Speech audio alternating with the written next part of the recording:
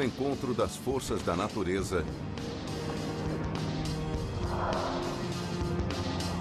em um mundo oculto, um milagre tropical. Neste instante, a evolução está construindo um colosso vivo. Um gigante construído pela menor criatura da natureza. Um modelo de reencarnação. Um sobrevivente nascido de um desastre.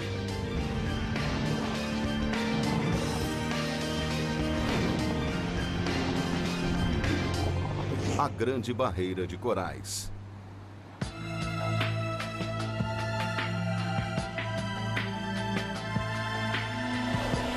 Maravilhas da natureza.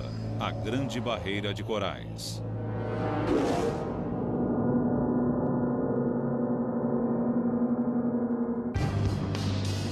A maior estrutura do mundo não foi construída pelo homem, e sim pela natureza. Um recife de coral da metade do tamanho do Texas. Uma joia viva ao largo da costa australiana, tão grande que é visível até do espaço. E dentro dela, um aquário enorme como nenhum outro no planeta. Nenhum outro mar apresenta tanta diversidade. Só de peixes, especialistas já identificaram 1.500 espécies e ainda não terminaram. A Grande Barreira de Corais é uma verdadeira mostra de beleza, uma exibição do que existe de mais singular, um refúgio para aqueles sob risco de extinção. É um dos últimos paraísos do planeta. E para entendê-lo é preciso um novo tipo de cientista, disposto a ir ao extremo para obter respostas. O Recife é um mistério que não pode ser solucionado em laboratório. Para desvendá-lo, é preciso vivê-lo.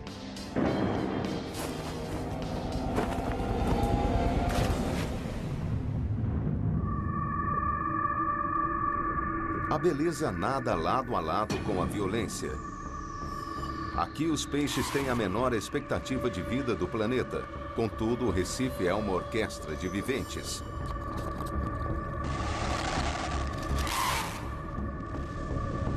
Em que cada planta e animal ajuda a sustentar o todo. Os dejetos dos bodiões cimentam o Recife. As anêmonas do mar oferecem um paraíso para os mais vulneráveis. E até os assassinos têm o seu papel, evitando uma explosão populacional que destruiria este frágil ecossistema. A vida não só habita aqui. O próprio Recife é construído por um de seus menores inquilinos.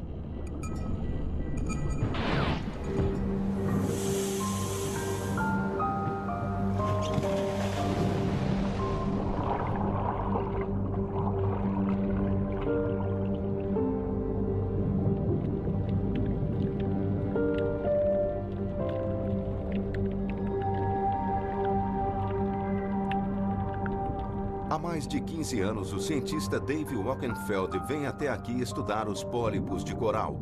Essas criaturas minúsculas são parentes próximos das águas vivas, só que bem menores. Elas não possuem um só osso no corpo. Contudo, há meio bilhão de anos, são insuperáveis operárias da natureza, verdadeiras arquitetas de labirintos de calcário.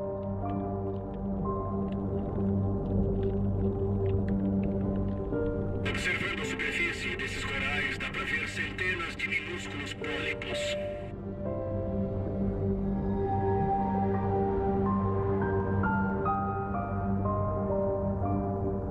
E cada pedacinho deste Recife viveu uma odisseia para chegar aqui.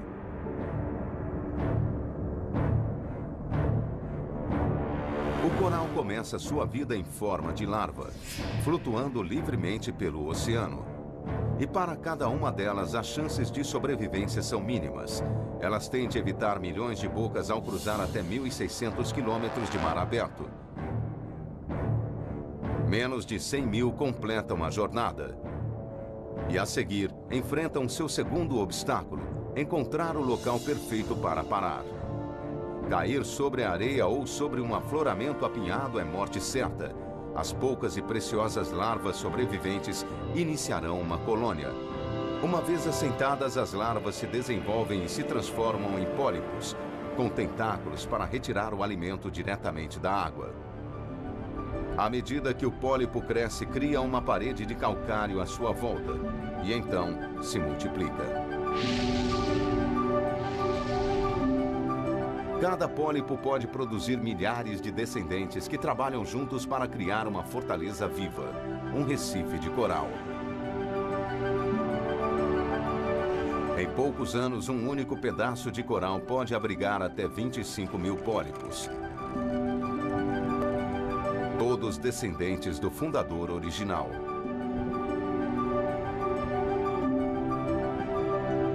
Essas criaturas vivem em passo rápido, mas nem todas morrem jovens. Muitos corais que ajudam a construir o Recife vivem somente alguns anos, mas outros, como indivíduos, chegam aos 1000 anos ou mais. Esses animais são tão antigos quanto qualquer outra planta ou animal do planeta. Eles são incríveis.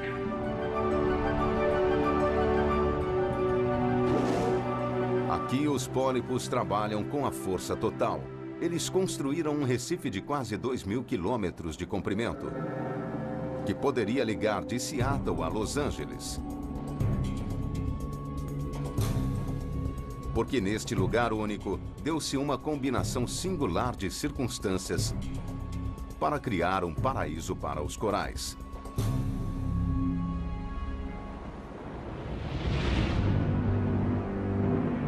Todo o Recife está alojado sobre uma borda parcialmente submersa da costa australiana, conhecida como plataforma continental.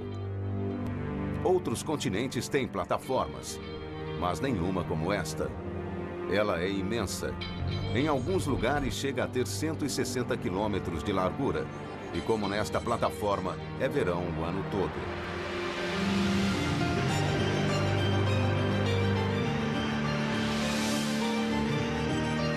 E a maior parte dela é rasa. Toda essa extensão de leito do mar é banhado pela luz do sol. Para os pólipos, a luz é tão importante quanto o calor, porque dentro de seus tecidos há uma planta. E dentro do cerne desses animais minúsculos existem plantas microscópicas, chamadas algas. Mas estas não são parasitas. Nada disto aqui existiria sem elas. Quando as algas fazem fotossíntese, elas retiram energia da luz do sol, do dióxido de carbono e produzem açúcares que fornecem energia para o coral. É uma das parcerias perfeitas da natureza. Ao capturar a energia da luz do sol, as algas recarregam o coral, fornecendo a ele até 20 vezes mais energia e alimentando o rápido crescimento do Recife. Quando o primeiro coral chegou à costa leste da Austrália, encontrou o lugar ideal para ser seu lar. Um local enorme e raso, onde capturar a luz do sol. Trilhões se seguiram a ele no maior projeto de construção que o mundo já testemunhou, explorando cada pedaço da propriedade. Até a borda do continente, onde o leito do mar mergulha para o abismo. Hoje pode parecer um paraíso, mas escondido bem abaixo das ondas está um dos seus segredos mais brutais e violentos. A Grande Barreira de Corais parece um lugar idílico, a vida em perfeita harmonia, banhando-se em águas cálidas o ano todo. Mas no passado, este paraíso sofreu um inferno. Cientistas agora acreditam que tenha suportado catástrofes enormes, que varreram todo o Recife, dizimando quase toda a vida existente. Catástrofes que traumatizaram o planeta inteiro. E os cientistas só começaram a desvendar toda a verdade. Nos limites externos do Recife há evidências de uma anomalia. Parece outro Recife, mas fica a 60 metros abaixo da superfície, onde nenhum Recife pode sobreviver. Ninguém jamais colheu uma amostra dele. O geólogo Jojo Webster será o primeiro a fazê-lo. Mas estas águas são perigosas. Aqui mostra muito bem. Para poder trazer de volta um pedaço desse mistério, a sua equipe de mergulhadores arriscará a própria vida. Temos vários problemas, correntezas, marés, ondas. Nunca estivemos aqui antes, nem mergulhamos tão fundo. Para começar, tem bem menos luz do que perto da superfície. E uma respirada lá embaixo equivale a 6 aqui em cima.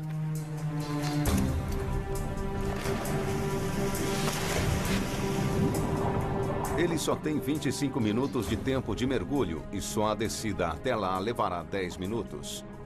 Tudo bem, Chico? Sim, tudo bem. Descendo agora.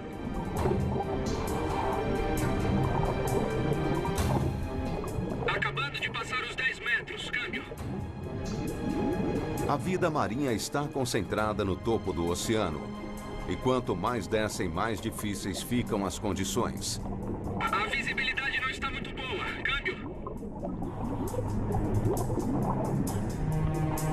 A apenas 18 metros, a incidência de luz é só um quarto daquela na superfície. As cores produzidas pelos raios de sol desapareceram, deixando o mundo banhado no mais frio azul. Para as plantas, isso sinaliza o início da zona da morte. Chico, para que lado você acha que fica? Nesta direção. 30 metros. Para viver, o coral precisa que a temperatura da água esteja acima dos 22 graus. E quanto mais fundo eles descem, mais frio fica. Cheguei à marca dos 40 metros.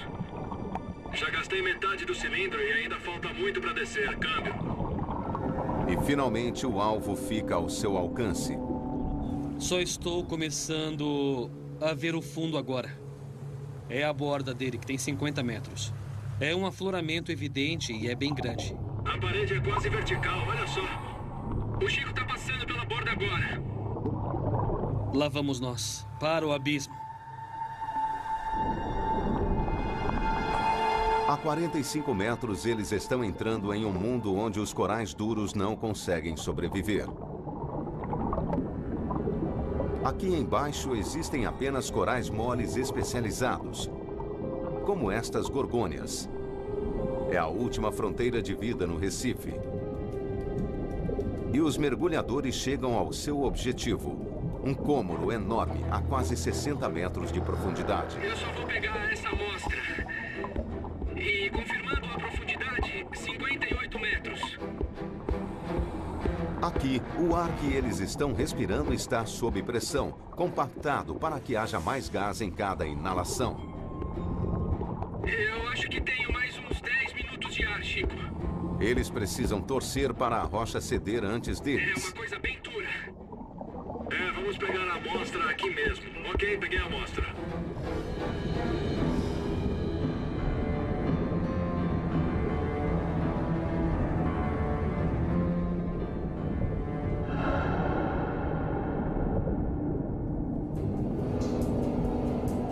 Restam-lhes poucos minutos. Eles precisam levar a amostra para a superfície. Vamos ver o que tem aqui dentro. Para Jody, este é o momento da verdade. Viu? Olha só. Ele é a primeira pessoa a ver o que está oculto muito abaixo do Recife. Tem mesmo um coral aqui dentro. Dá pra ver a estrutura aqui. Sem dúvida, isso é um coral. E não é um coral qualquer. A amostra que trouxeram das profundezas parece desafiar a natureza. É uma espécie de coral que só pode crescer em águas rasas. Qual seria a explicação para isso? A órbita da Terra não é estável. No decorrer de centenas de milhares de anos, excentricidades minúsculas em seu caminho fizeram com que o planeta balançasse em seu eixo. 18 mil anos atrás, ele se inclinou. Foi apenas 1 grau, mas isso bastou para fazer o planeta mergulhar numa era de caos. Uma era glacial. As calotas polares começaram a se expandir agressivamente, sugando água para formar placas de gelo enormes. Em cada canto do mundo, o nível dos oceanos baixou e o mar raso na costa leste da Austrália desapareceu por completo.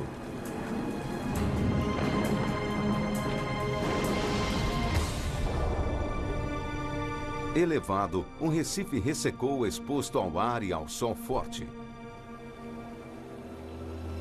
1 trilhão de criaturas minúsculas morreram em seu próprio lar.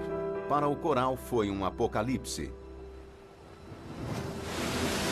Quando a era do gelo terminou, o mar voltou e submergiu um recife morto. Mas o que o trouxe de volta à vida?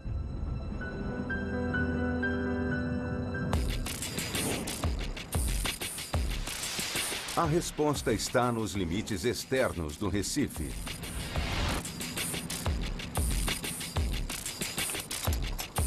Will Gadd está indo ao encontro de uma força invisível da natureza, que espera todos os dias no mesmo lugar, o dia todo, a noite toda, o ano todo. Ela tanto dá como tira a vida. Este é um dos pontos de mergulho mais famosos que existe aqui. Estamos no topo do Recife Marginal número 10. Ali do outro lado dá para ver a onda arrebentando. Aquilo é mar aberto.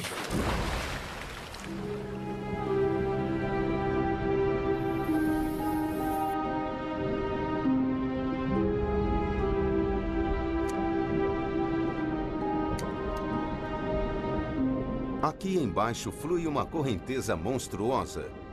Ela dispara ao longo do recife muito mais rápido do que um humano pode nadar. A sua única opção é deixar-se levar. Mas o que pode matar um mergulhador é também o sangue da vida deste recife.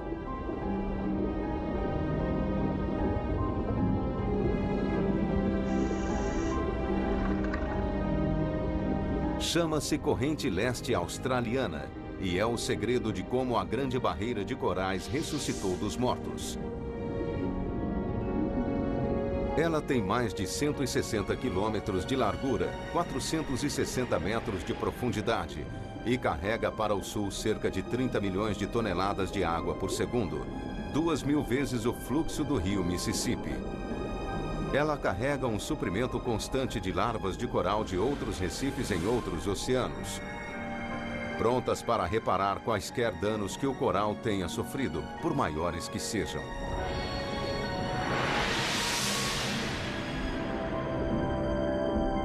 Há milhares de anos, essa corrente poderosa tem regenerado o Recife.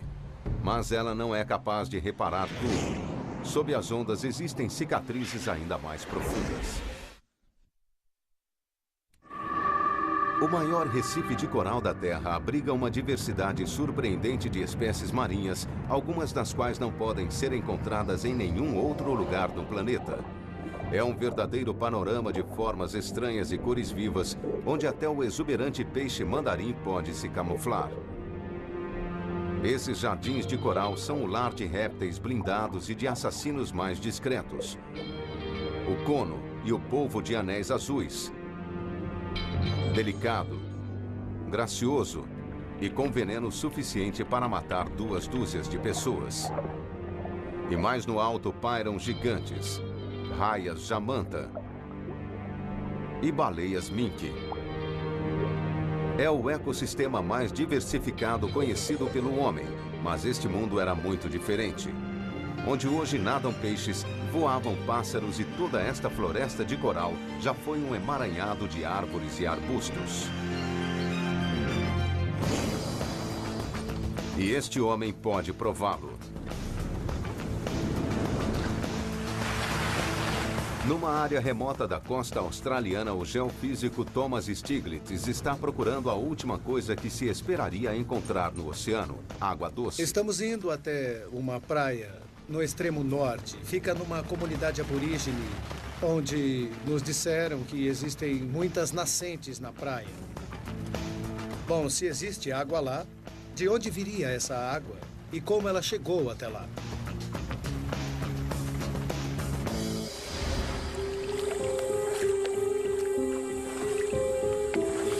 Eu acho que em algum lugar por aqui parece haver uma das grandes. Eu só estou tentando encontrá-la. Na verdade, é uma tarefa bem traiçoeira. Tem areia movediça nas praias e você pode cair nela, porque a areia é muito macia. Aqui está. Encontrei, eu acho. Uma nascente. E o que sai daqui é água doce, que pode ser bebida. Está vendo essa coisa borbulhando aqui? Os antigos moradores deste lugar chamam de Buyurbindi, água doce no oceano. E os australianos os chamam de Wonk Holes, nascentes de água doce no meio do mar.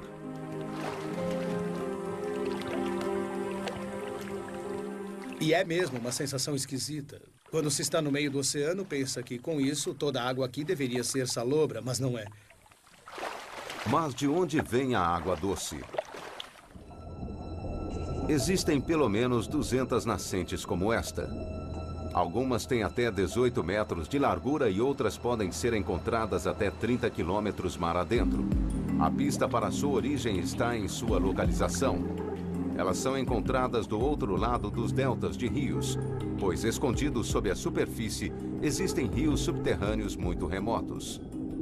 É uma evidência de que em algum momento no passado, onde a grande barreira de corais existe hoje, não havia água, era tudo terra. Hoje, sob a superfície, existem canais que levam água doce para o mar. Esta rede oculta foi criada durante a última era do gelo. Todo este lugar foi transformado. O nível do mar caiu em 130 metros e apenas os rios fluíram pelas terras recém-criadas. Eles transformaram o leito do mar em uma paisagem verdejante onde árvores e arbustos prosperavam. Essa transformação surpreendente aconteceu 6 ou 7 vezes só nos últimos 150 mil anos. Este é o alter ego da Grande Barreira de Corais. Um mundo que veio e se foi a cada era do gelo. Surpreendentemente, a aniquilação fez bem para este Recife. Cada vez que o nível do mar sobe novamente, o coral constrói uma nova camada em cima dos detritos do Recife antigo. É um nível a mais nessa cidade de calcário. Assim, a cada extinção, o Recife acabou ficando ainda maior.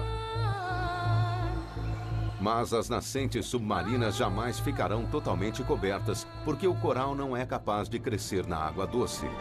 Elas permanecerão como um lembrete indelével das vidas passadas do Recife.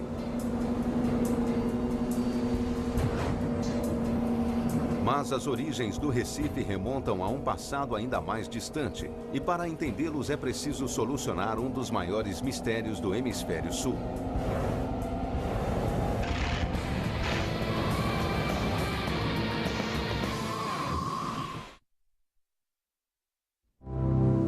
É preciso um conjunto singular de circunstâncias para construir algo do vulto da Grande Barreira de Corais, e a mais importante delas é a localização perfeita.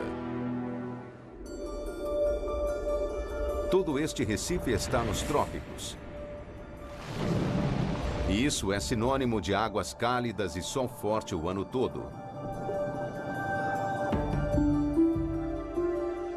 Sem eles, o Recife não poderia atingir o seu tamanho colossal. Então, como a Grande Barreira de Corais acabou se formando aqui, neste local perfeito? Ela sempre esteve aqui? As evidências geológicas dizem que não. Incrivelmente, parece que a vida na Austrália começou na região mais meridional possível, como parte da Antártida. Fria e escura demais para este Recife épico. Mas as evidências dessa transformação incrível não estão no mar, e sim em terra. Algo muito grandioso transformou este lugar em mundo escuro e frio, num cálido paraíso tropical. A resposta está encerrada em uma cadeia de montanhas que se estende pela costa leste da Austrália como uma espinha dorsal rochosa, chamada de Grande Cordilheira Australiana. O superdetetive geológico Kurt Nessel está caçando a montanha certa, uma que contenha as respostas. Mas esta cordilheira tem 3.200 quilômetros de comprimento, portanto ele trabalha com o parapentista Will Gadd para cobrir mais terreno.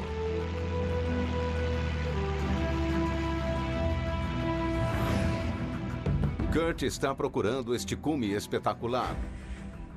Chama-se Monte Warning e teve um passado violento. Como todas as montanhas nesta cordilheira, ele foi um vulcão ativo.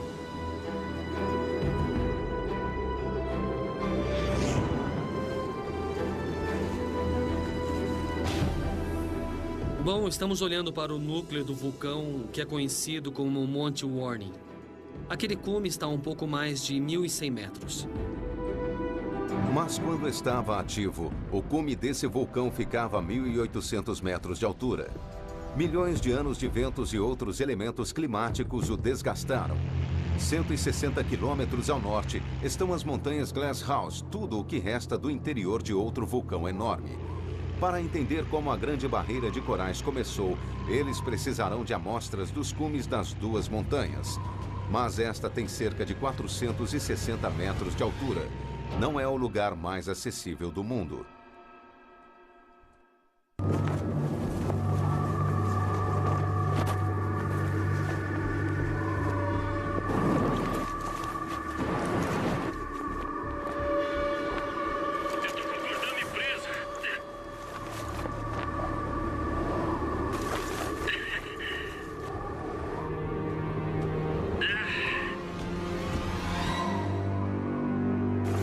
Depois de retomar o controle do parapente, a busca pode começar.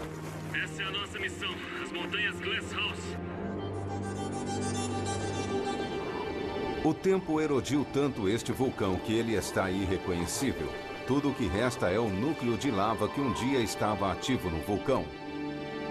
Ele se esfriou e formou este pináculo de rocha, e suas fendas servem de bom apoio para as mãos.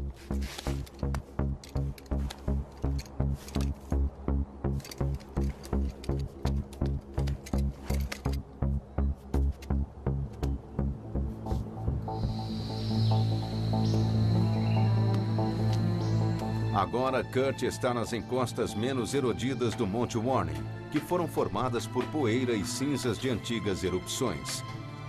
Mas não é disso que ele precisa. Ele está procurando por uma amostra de lava intocada. E a acaba encontrando bem no alto do Monte Warning. A rocha, como você pode ver, está muito desgastada. Mas a maior parte dela em si e os cristais no seu interior ainda estão intocados. E são datáveis. Toda lava tem uma assinatura química que revela aos cientistas a sua origem e a época em que esteve ativa. E quanto mais alto no antigo vulcão, mais intocadas as rochas. Elas são as últimas evidências existentes da erupção que criou este vulcão há mais de 23 milhões de anos.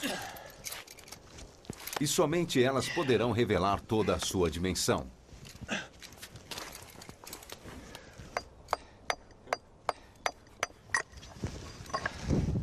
A 150 metros, Will finalmente consegue colher uma amostra. Agora só tem que descobrir como descer.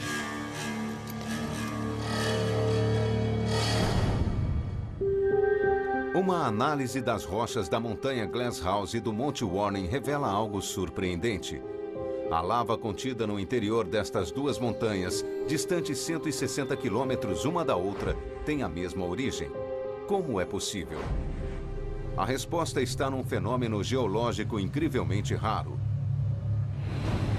Muito abaixo da Austrália, no interior derretido da Terra, existe um hotspot, uma área misteriosa composta de rocha liquefeita.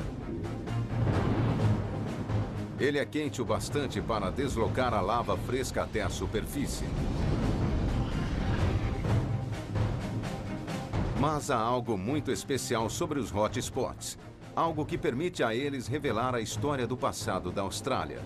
Porque os hotspots não se movem, mas os continentes sim, e deslizam por sobre eles. Esta cordilheira é um registro dessa movimentação.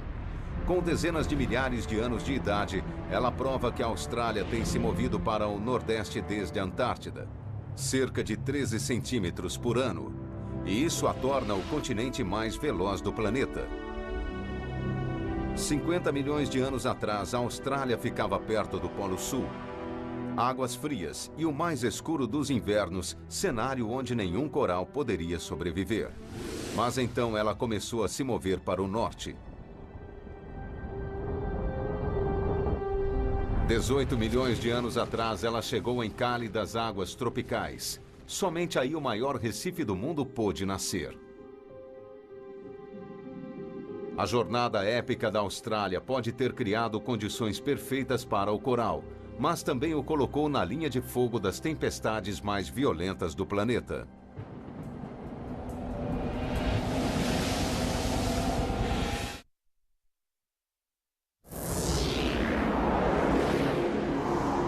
Durante milhares de anos, as condições que criaram o maior ser vivente do mundo estiveram em perfeito equilíbrio. Até mesmo os elementos locais trabalham em harmonia para criar o Recife. Localizado nos trópicos, o Sol atinge a água em um ângulo tão preciso que praticamente nenhum calor é refletido. Ele é todo absorvido pelas cálidas e férteis águas. Mas nem tudo aqui é tão benigno. Algumas das forças mais brutais da natureza atuam neste mar. Vindos do oeste, os ciclones acumulam força enquanto viajam velozmente pelo Pacífico. Mas o Recife descobriu uma maneira de se proteger.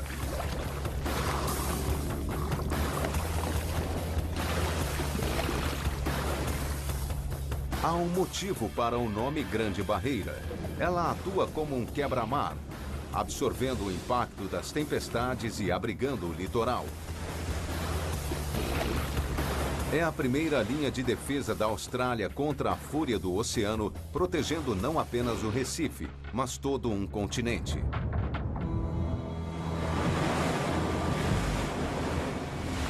Mas como algo tão frágil sobrevive a esse ataque constante? De fato, ele não só sobrevive, como milagrosamente prospera.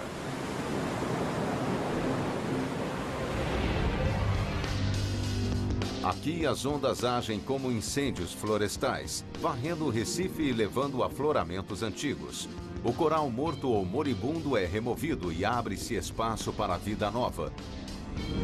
E o movimento das ondas leva para longe a areia e o lodo que poderiam sufocar os corais. Essas ondas destrutivas fazem parte do ciclo de vida do Recife, tanto quanto os animais que o habitam e os corais que o formam.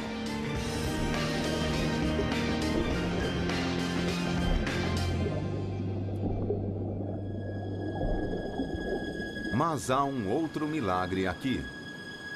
A 160 quilômetros da costa, no meio deste imenso mar plano, de repente e sem nenhum aviso, terras surgem do meio do nada.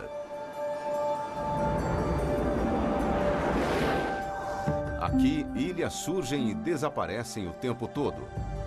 Mas o que as cria? Esse processo mágico é mais facilmente visto do ar.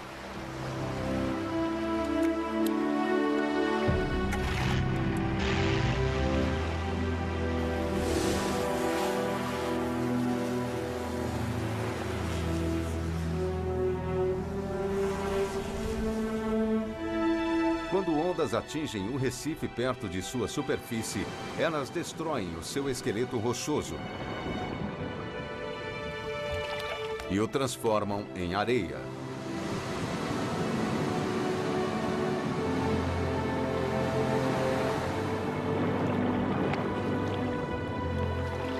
A areia vai assentando uma camada após a outra até que finalmente emerge uma ilha.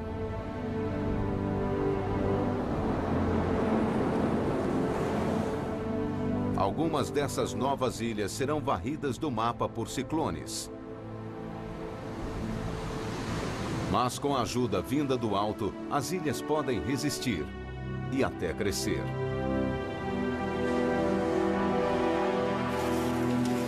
Como uma estrada com poucos locais para descanso, a ilha embriônica torna-se um paraíso para os viajantes. Estas aves deixam sementes em seus excrementos que acabam se tornando plantas, dando coesão à areia da ilha e protegendo-a do poder destrutivo das tempestades. É todo um paraíso saído do mar, consolidado pelos animais que nele vivem. Hoje, os elementos que sustentam o Recife estão em sintonia: o sol, o vento e as ondas. Mas não é preciso muita coisa para desequilibrá-los e causar um evento desastroso nesse Recife imenso.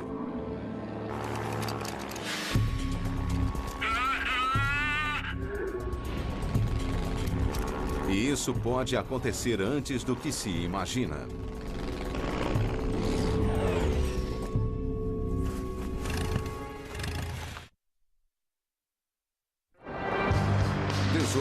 Milhões de anos atrás, uma série de eventos notáveis conspirou para criar a Grande Barreira de Corais. A migração de um continente, a pujança de um oceano e a força máxima do Sol tropical. O resultado é um mundo tão resistente quanto belo. Ele já passou por numerosas catástrofes e todas as vezes ele se recuperou. Mas hoje a Grande Barreira de Corais enfrenta o seu maior desafio: o homem. Ao longo das últimas décadas, as evidências de nossa influência sobre o Recife vêm se tornando palpáveis. O biólogo marinho Uwe Heg Guber está na linha de frente para protegê-lo. Hoje ele está aqui para procurar um de seus maiores inimigos. Uma única criatura com o poder de destruir o maior recife do mundo. Mudanças relativamente pequenas nas condições podem provocar uma explosão populacional em algumas espécies. E uma delas é a estrela do mar coroa de espinhos. Este animal de aparência vil cresce até 90 centímetros de largura. Ele tem o corpo coberto de espinhos venenosos e o seu alimento favorito é o coral. Ele pode atacar o Recife aos milhões, atacá-lo e comê-lo vivo. Como todas as estrelas do mar, ela tem a incrível capacidade de exudar o estômago quando está se alimentando.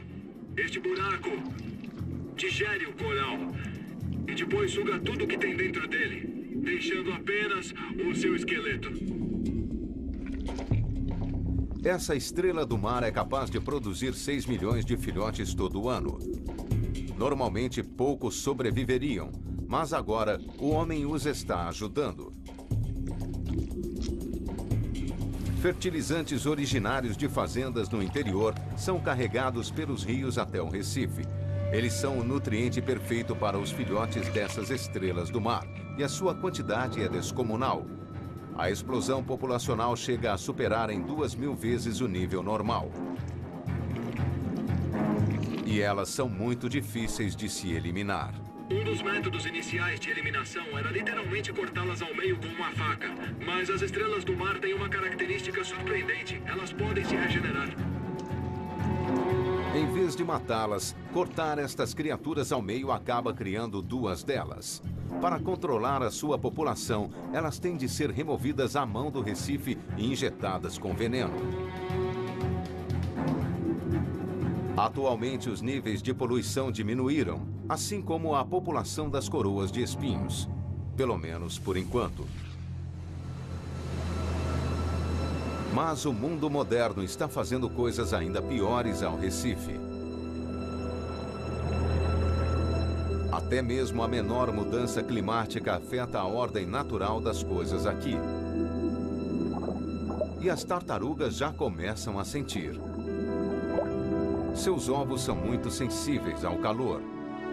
Com as temperaturas mais altas, menos ovos estão eclodindo e a população de tartarugas está em declínio. Daqui a 40 anos, pode não haver mais nenhuma.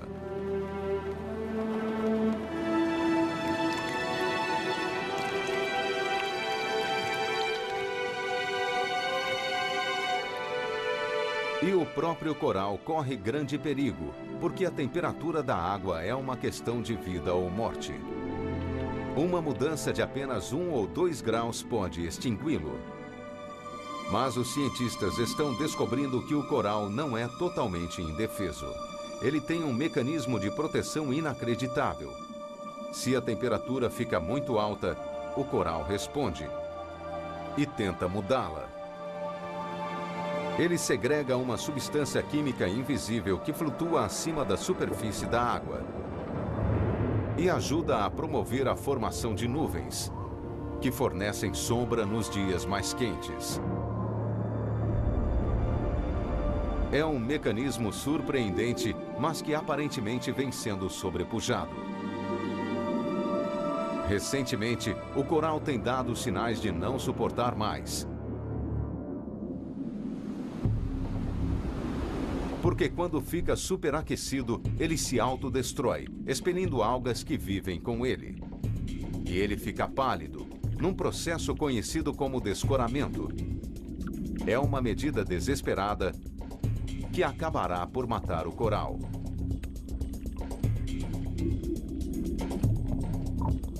Portanto, UV monitora o Recife constantemente para ver quais corais correm risco.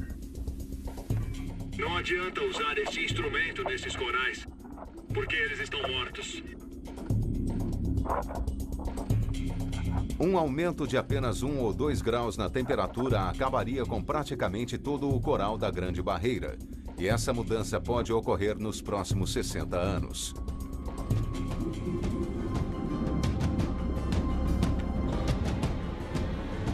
Nada de corais, nem peixes, nem vida.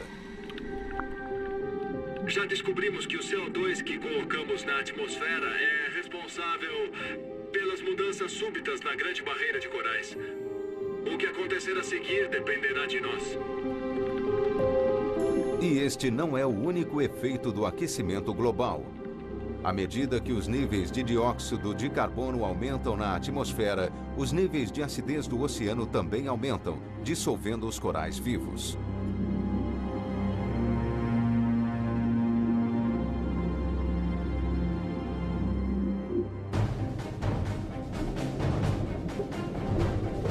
Se isso continuar, a Grande Barreira de Corais perecerá.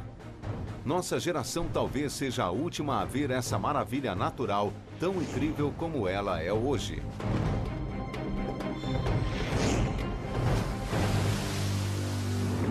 No entanto, se existe uma coisa que o passado nos ensinou, é que o Recife sempre se recupera. Mas a grande questão é, estaremos por aqui para ver isso? Versão brasileira, DPN Santos.